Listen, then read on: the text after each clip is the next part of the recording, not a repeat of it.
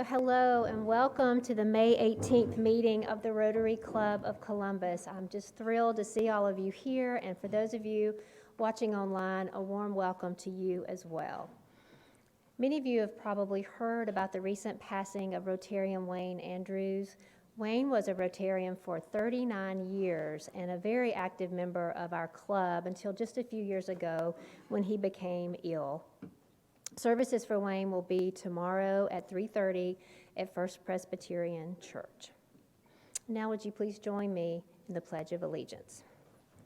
I pledge allegiance to the flag of the United States of America and to the republic for which it stands, one nation, under God, indivisible, with liberty and justice for all.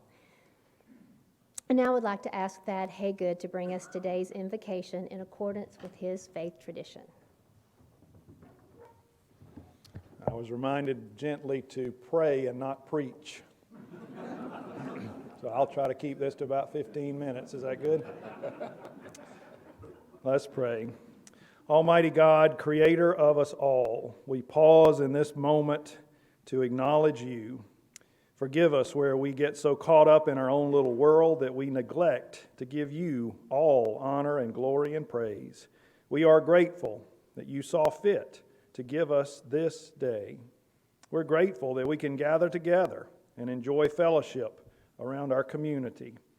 We're grateful if we humble ourselves, you will lead us. So as we gather here today, may we hear again our calling as Rotarians to speak the truth, to be fair in all concerned, to build goodwill and better friendships, and to find ways to benefit everyone. May we serve you selflessly and joyfully, just as you modeled for us through your Son. And it is in his name that we pray. Amen.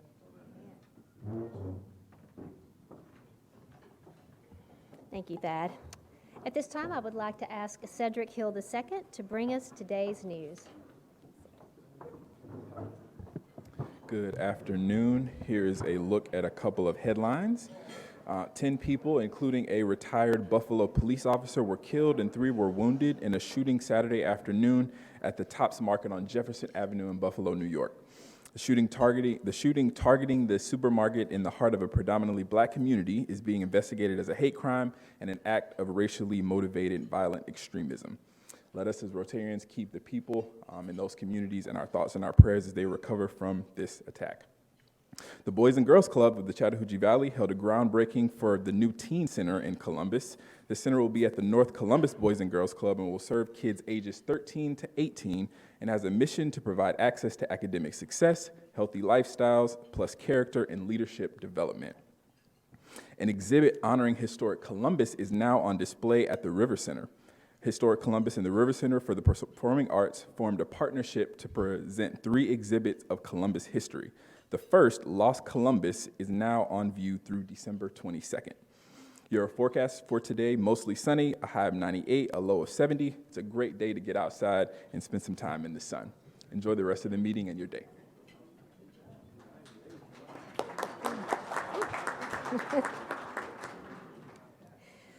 And now it's my pleasure to call on Teddy Price to introduce today's visiting Rotarians and guests. Thank you, President Lori. Today we have a few guests with us. Andy Redmond has Michael Dennehy, who is the Director of Communications with the National Infantry Museum. And then Frey McCormick has 2 guests, Kat Stein, who is the Director of the Hargett Library at UGA, and Jack Sly, who is an Associate Attorney with Page, Scranton, Sprouse, Tucker, and Ford. Let's give all of our visiting guests a round of applause. Thank you. One of our favorite moments each week is when we welcome and honor a military guest. And so it's my pleasure today to call on Andy Redmond to introduce today's Colonel Ralph Puckett, Jr., Soldier of the Week. President Lori, fellow Rotarians, it's my honor to introduce Sergeant First Class Marlon Mata. Sergeant Mata is an infantry soldier assigned to the 316 Cab Brigade, where he's a platoon sergeant and a platoon that teaches young NCOs and officers how to operate the Bradley fighting vehicle. Sergeant Mata joined the Army from Colorado in 2006. He's deployed twice in combat situations to Iraq and Afghanistan. He's also been to the Middle East a third time, and to Europe, all over Eastern Europe, in a fourth deployment. He has 6 Army Commendation Medals, all of the ribbons that would go with those deployments I just talked to you about, NATO Service Ribbon, Iraq and Afghanistan Service Ribbons. He's married to Amanda. They have 1 son, 3.5-year-old Marlon Jr. Sergeant Mata, it's my honor to have you here today, and I'm going to give you a couple of gifts. I'll start with the Rotary Challenge coin. I know you know what to do with the challenge coin, so keep that with you. It's a certificate, and if you heard President Laurie, you are the Colonel Ralph Puckett Soldier of the Week. Colonel Puckett's a recent Medal of Honor recipient who's a longtime Rotarian here. So we'll give you that certificate, along with a book from Colonel Puckett, Words for Warriors, a professional soldier's notebook. And the last thing I'll give you is a passport to the arts. We hope you and Amanda have a chance to go use tickets to the River Center, Columbus Symphony Orchestra, our attractions at the National Infantry Museum, Columbus State University Theater, and the Springer Opera House. So it's a pleasure to have you here. Please pass our thanks back to the soldiers in the 316 CAB. Yes, sir. Thank you. Thank you, everybody. I am honored to be here and very blessed to be receiving these from your community. Thank you. Thank you very much.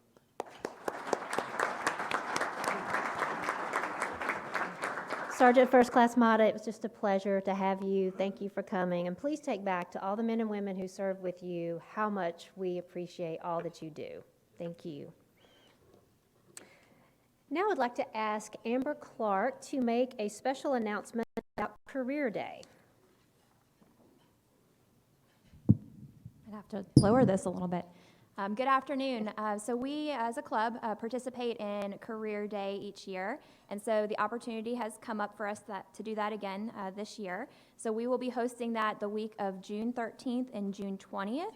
We have the opportunity to participate with 9 different middle schools within the Muskogee district, and so we are looking for 27 volunteers to give about 15 to 20-minute presentation, and then about another 5 to 10 minutes of a question and answer session. And the reason why we do this event every year is to connect our local businesses as well as our community organizations with our future leaders, local leaders here. So it's very important that we represent, what we have to offer as far as employment opportunities or even volunteer opportunities within this community to our youth so that they can grow and understand what we would hope they would participate in as they get older and have those opportunities. So I will be heading this up. You can contact me directly or the Rotary office if you'd like to sign up. And I would really like it if you would stop by on your way out and go ahead and sign your name on one of those 27 slots. And if you're so enthusiastic about it, there's multiple slots that you can sign up for. So I know you all are going to be running to that sheet, but if not, again, my name is Amber Clark, and you can contact me directly. Thank you. How many of you have participated in Career Day? Let me see a show of hands. I mean, it's a lot of you, and we certainly appreciate it. And so I'm sure you can tell your fellow Rotarians what a wonderful program that is. Amber, thank you so much for all your work. It's always a good day in Rotary when we welcome a new member. And so if you'll excuse me for a moment, I'm going to step down to the microphone and ask my friend Stanley to please come up, and I'm going to introduce him to the club.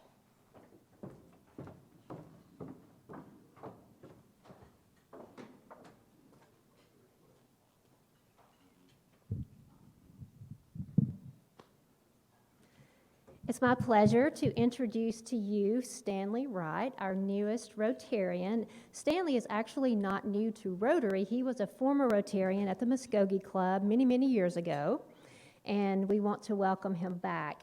He was actually born in Arkansas and spent a good bit of his career in the military. He retired in 1995. He was a sergeant first class.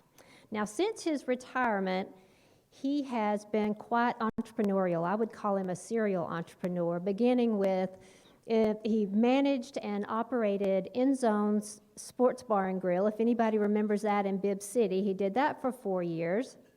He also managed Harris Jewelers at the Peachtree Mall, which you'll remember.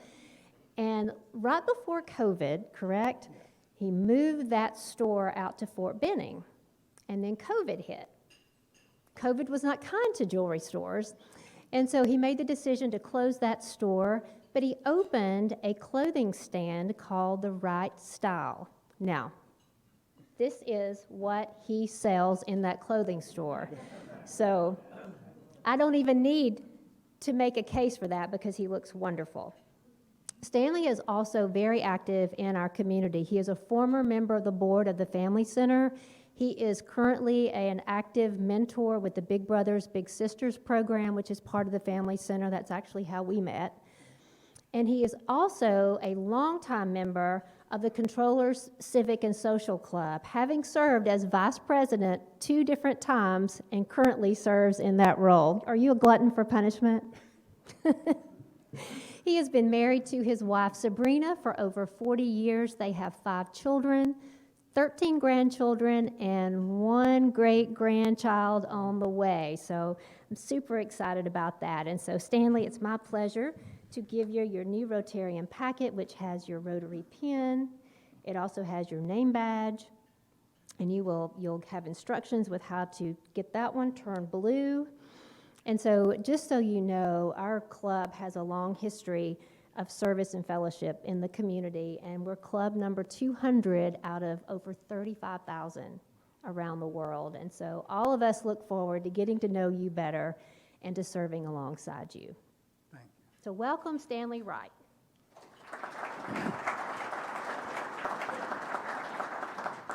Well, good evening, everyone. It was very wonderful running into Lori. It was Christmas. We was giving away toys at the Family Center. And she spoke to me and asked me, because I'm not controller, she said, where y'all been? So COVID kind of shut us down. So I'm very excited about being back out here in the public, and I call it doing God's work. That's why I don't get tired. And reconnecting with old friends and making new. And definitely, most important, getting out here and helping this city. Thank you.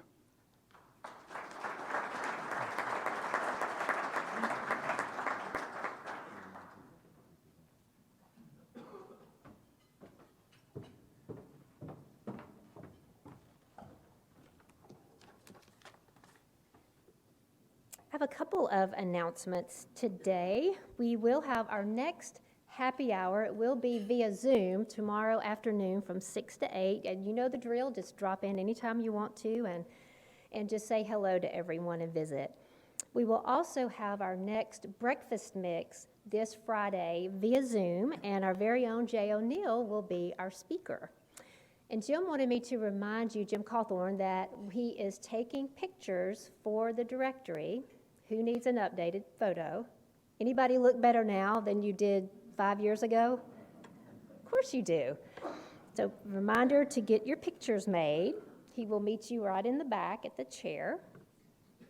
So joining me today at the head table is Thad Haygood, who brought us today's invocation. And now it is my pleasure to call on Frey McCormick to introduce today's speaker.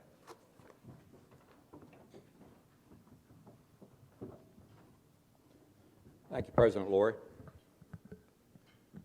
Library. I think my first memory of being in a library was shh.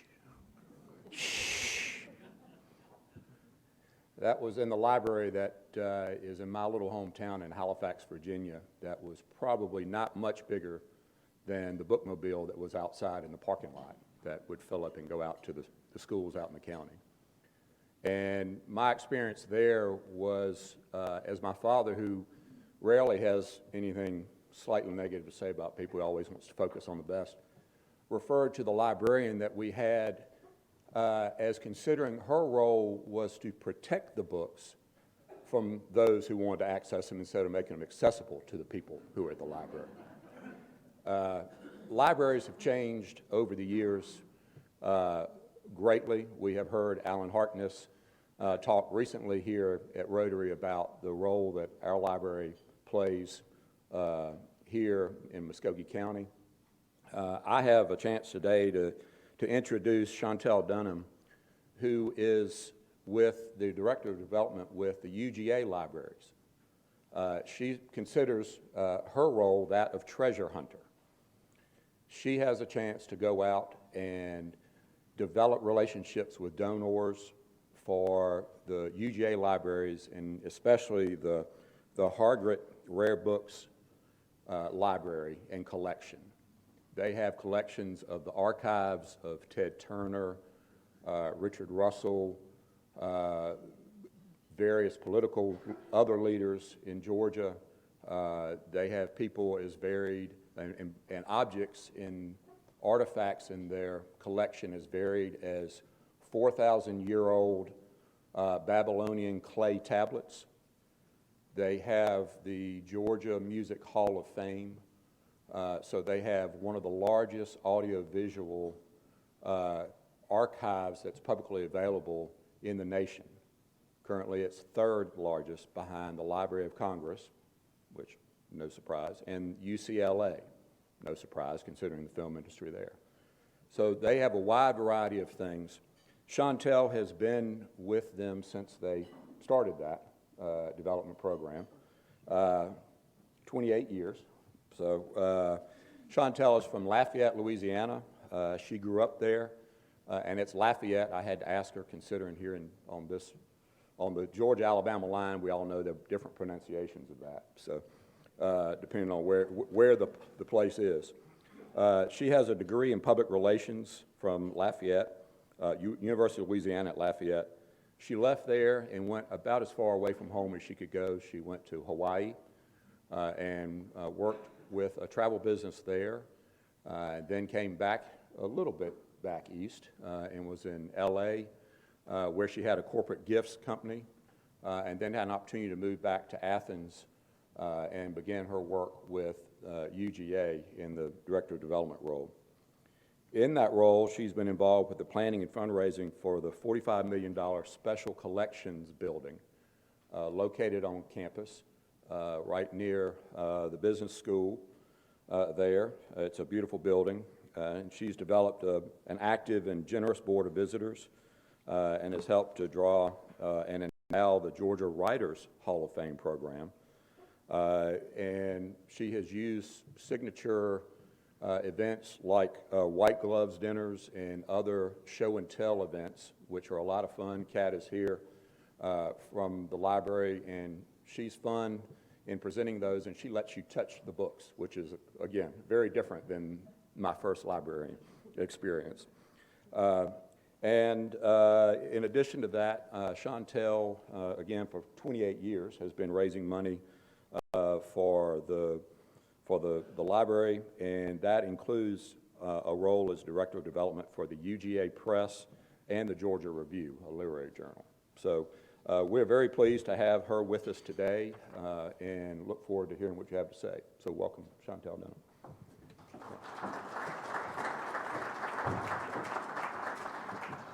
Well, pardon me. I am thrilled to be here, and it's been a few years. I actually have spoken to y'all's club a couple of times in my 28 years, thankfully, and you've always been so welcoming, and I really do appreciate it. Okay, I'm going to see about this little doohickey. Okay, oh, it's working. Well, let me see if it's really working. Okay, so we are a very large library system at the University of Georgia, and facilities is one thing that we are. And so we have 4 on-campus, quite large libraries that I'll talk about individually a little bit. But things you might not have known is we also have a Carnegie Library that's on our new medical campus, that is Health Science Campus, that used to be the old Navy School, and it's beautiful, and we've redone that.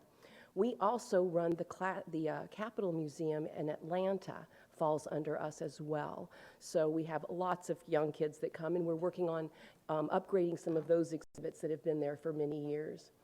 We also have some other libraries around the state, Gwinnett, Griffin, Tifton, and we also have a research facility at Wormslow Plantation in Savannah that's doing a lot of research, and we're building a new facility there as well. Some quick facts about the University Library. It's amazing. We have over 3 million people that come in the library, actually more than Sanford Stadium, I'm just saying, in a year. We also teach over 25,000 students, librarians as teachers, and that is a very important role that we play in many ways, which we'll talk about a little bit more as well. So the Isla Dunlap Little Library is what we call our main library, and that's on the main campus, the old part of campus. It was built in 1952, and it honors a lady from Macon, Georgia, who donated a lot of money, so we named the place for her. That's kind of how it goes. But it has been a wonderful building. We have mostly our undergraduates come in and study there. We have some group study rooms that became very popular during the whole pandemic, thankfully. And we have just really recently named our science library after Shirley McVeigh, and she was the first African-American graduate student at the University of Georgia. And we are renovating that library. We've done some renovations through the years, and we didn't even think that those science kids cared about what their environment was. But once we renovated, our increase went by 40% increase in people coming to the campus, so they do care. So we're gonna make it even nicer for them. This is our Richard B. Russell Library, which is our special collections library, and it opened in 2012. This is really my baby.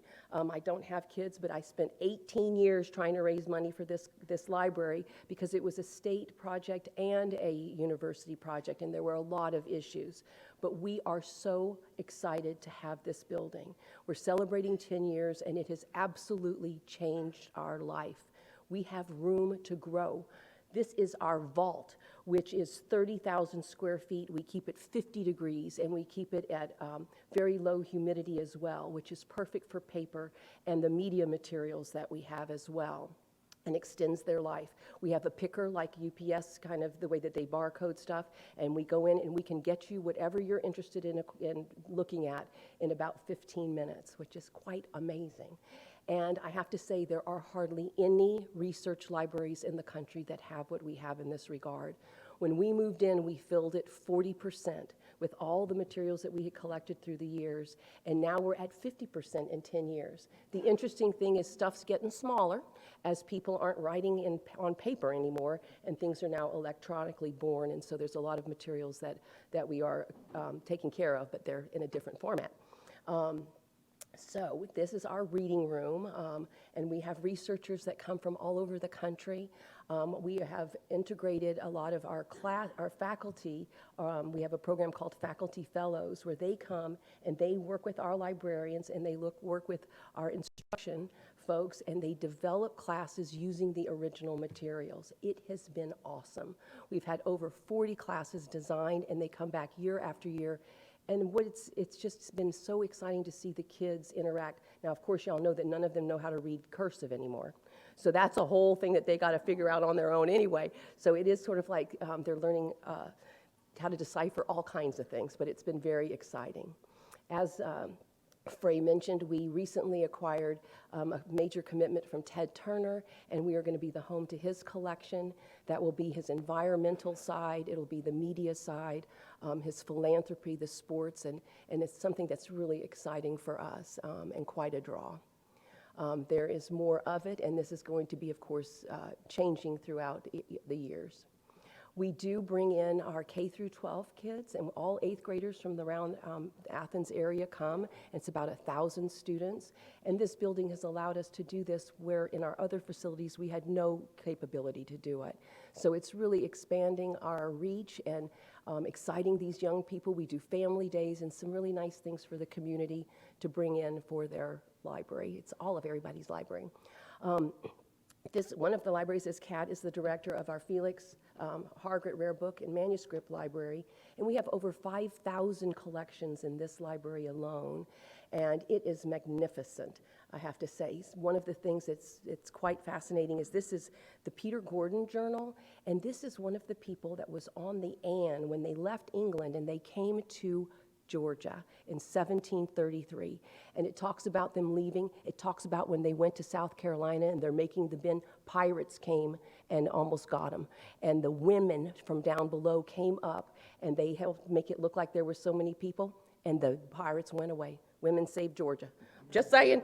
So, and it goes on to them arriving into Georgia, and this is the original map that The map that you've seen in history books and all was made from, of Savannah, the layout of Savannah.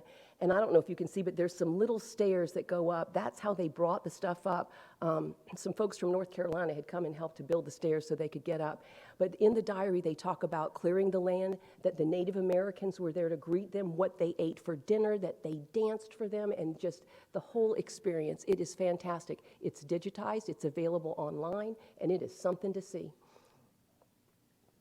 Of course, we do document as much, history that's been in Georgia is what our goal is in life.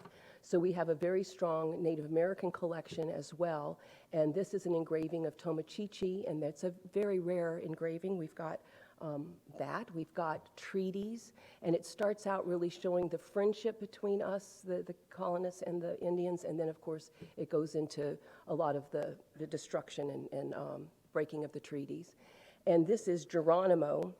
Edward Curtis went around in the West after the Native Americans had been moved to Oklahoma area, and he photographed them with their textiles, with the baskets and the things that they made. It is an incredible collection. It's 20 volumes. They're very large, and then they have the text with them. A lot of things have been separated.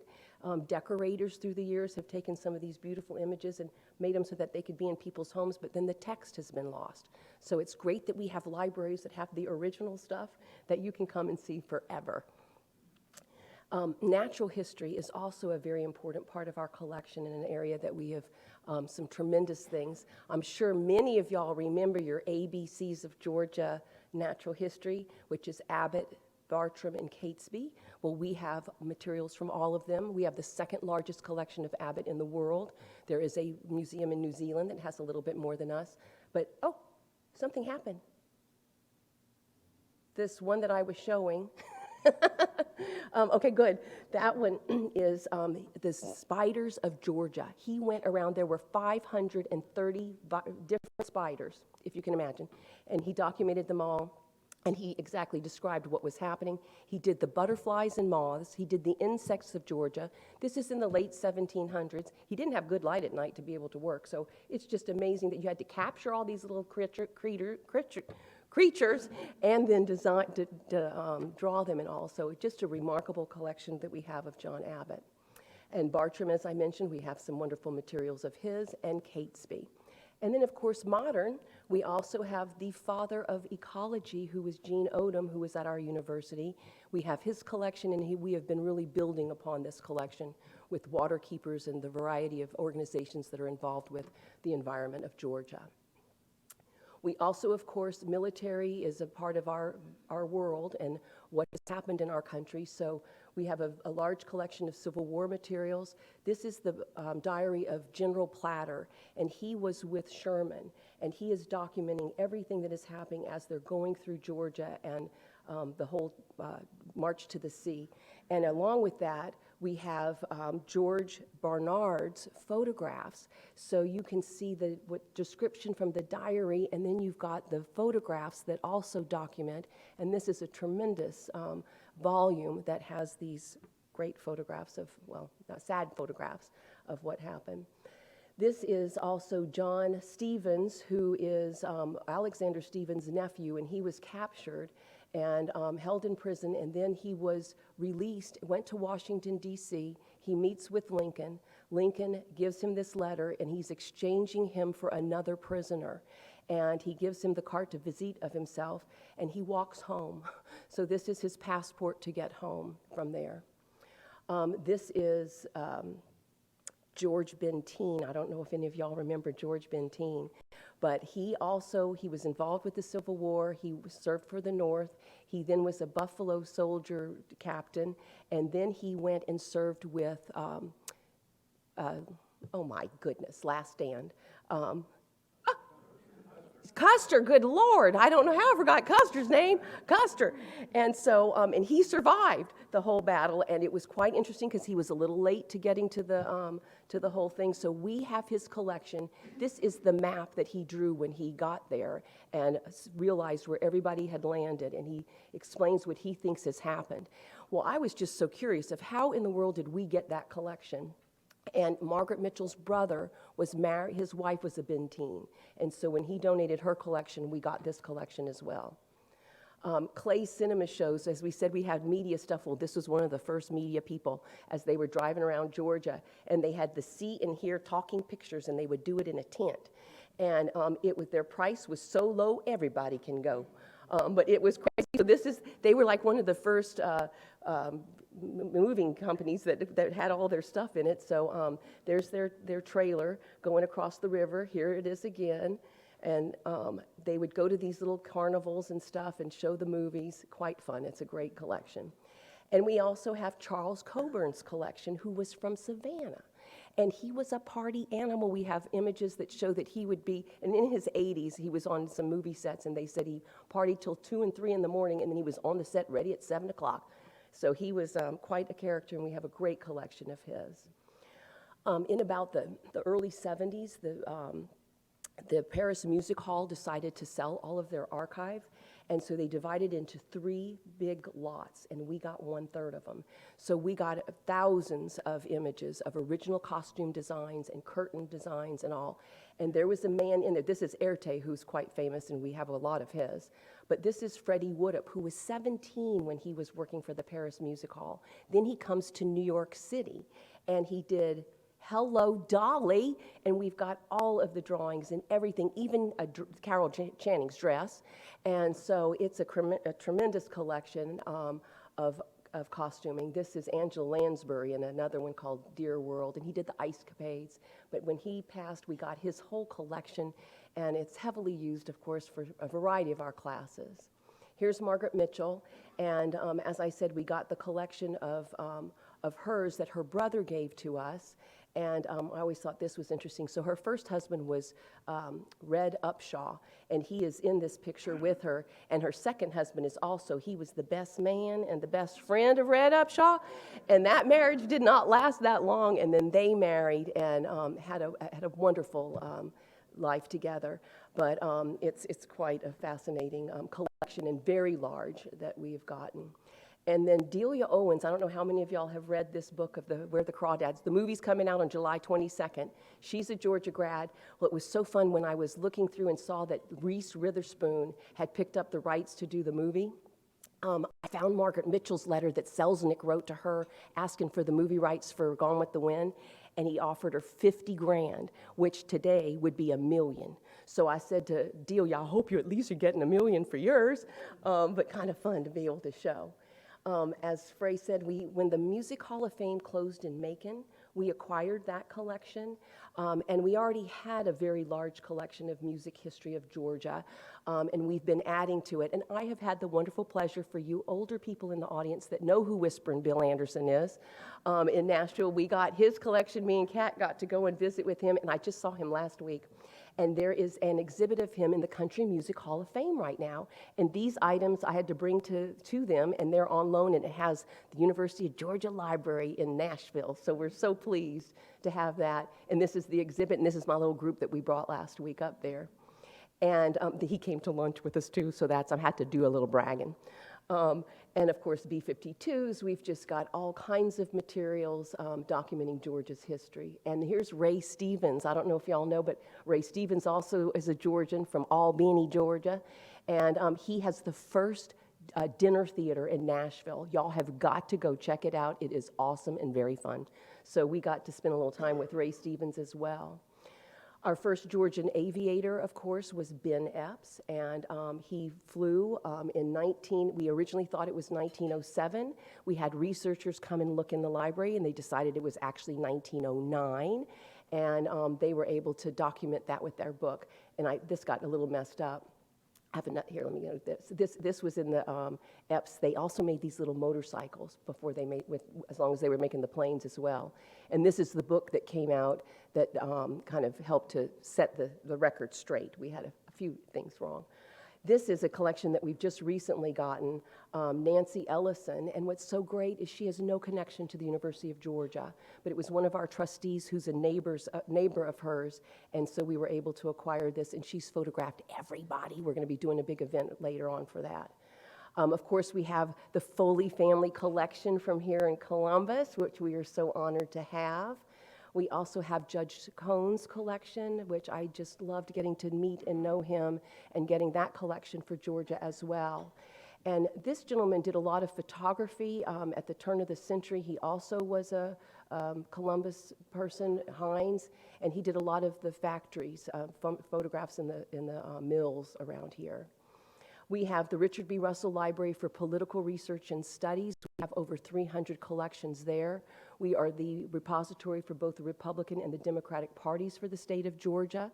We also have a lot of other organizations' papers like the ACLU and a variety of other organizations. We also do a wonderful oral history program, and we've got hundreds of them online that you can watch from the comfort of your own home when you have nothing to do and TV's just not doing it for you. But we did one with Coach Dooley that has been wonderful. We've done actually 3 with Coach Dooley, and they are wonderful. And we also did one with Teresa Tomlinson just recently. So we're honored, and we're wanting to do a lot more of those. And as was mentioned, our Walter J. Brown Peabody Awards archive is the home of the Peabody Awards, which is started in 1940 for radio. It documents every kind of media that exists. Because of that, we've really been able to grow the collection. We're also one of the few libraries in the country that has also gotten a lot of the stations collections. So we have the Savannah, we have the Atlanta TV stations, and all of their footage. So it is just a tremendously used for documentaries and that kind of thing. Home movies is another thing that we collect. And we've come here and done some home movie days, but often people don't even have the equipment to look at their home movies, but it documents American life. And so we're very interested in talking to you if you happen to have any in your closet. Of course, the Peabody's was named for Mr. Peabody, but he had nothing to do with media. He gave the first $1 million to the university. And so when this was coming around, that's how they decided to honor him. But it's quite remarkable. Now, of course, they're doing even podcasts and that kind of thing. I got to meet Jim Fowler, if any of y'all remember him, also from Albany, of Mutual of Alma House, Wild Kingdom. He is awesome. He donated. He did 2 home movies back in Africa right after college, like the first person to ever go there and do it. He was awesome. Anyway, we have his collection. Great man. As I mentioned, we've got these, this is a kind of a PR film for Athens in the 1940s that's available online, but the home movies are very important to us. There were also town films that were done that were important to document the town. This, a man found in at an old antique store about 16 reels of film, and he brought it to us. He had just donated his own family one. Come to find out, it was the PR person for Coca-Cola. This is a garden party at the Woodruff home, and it was also Coca-Cola. It was a ticker tape parade when Bobby Jones won the British Open. We also, I'd been going down to Thomasville for many years to Pebble Hill Plantation, and I kept asking, don't y'all have some stuff? And they didn't think they did. Then they cleaned out the basement, and sure enough, they did. And they had home movies that we have discovered are the earliest home movies ever in Georgia. 1917, only the wealthiest people ever had these cameras. And there is great stuff of that, and come to find out, it was the first African-American baseball game ever captured on film. We got on the national news for that, and the Baseball Hall of Fame has this in their collection as well. And as was mentioned, the UJ Press is part of what we do as well, and we are producing some really great books. There's some Columbus Gardens in this Seeking Eden book. The Rosa Parks book came out last year. The Historical Rural Churches of Georgia also documents a lot of this area. And Frankie Welsh was a designer from Rome, Georgia, whose book just came out. And I hope you all have read this one, which is based here in Columbus, that came out several years ago. And we also then do have the Georgia Review, which is a scholarly journal. And so we're not just collecting and having things in our library, but we're also creating scholarship as well through the press and through what our people are discovering in our collections and all. So I just thank y'all. I know it's like a whirlwind tour, but I think my timing is pretty good. But I would love to encourage you all to be ambassadors for libraries. There is treasure in basements and barns and attics, which is not good places for that stuff. And we would love to collect and add to the story. So much has been lost. And so the stories that remain are important to tell. We want to capture the important names of Georgia who've made a real impact, but we want to document the regular people of Georgia who have lived through what has happened here and to be able to celebrate all of their stories. So thank you, and come visit us. We would love to have you come to Athens, but I can get you parking anytime, but not on game day. But other days, y'all come and would love to have you visit for sure. So I thank you so much, and I don't know if anybody has questions, but I'd love to entertain. Yes, ma'am. Do we?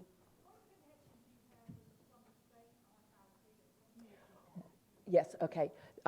What is our relationship with Columbus State here? So our university librarians, we do have relationships with all the other libraries within the state. We share materials, we share resources with each other, and so we do try to be a big happy family together, because we all know that we can't have everything. So knowing what is a proper place for certain things, when people offer us materials that would be more appropriate in another library, we would definitely share that.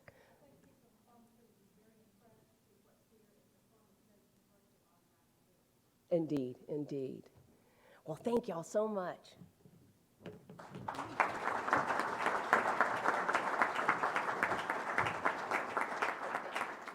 Wonderful. I'm overwhelmed simply at listening and learning about what you have in your collections. I wouldn't have guessed. And so I'm so pleased that you came back and told us. Maybe fittingly so, we will actually, to commemorate your visit, place a children's book with your name inscribed in our local public library. So thank you again for being here. Just a quick reminder that today's program will be available on Facebook as well as YouTube.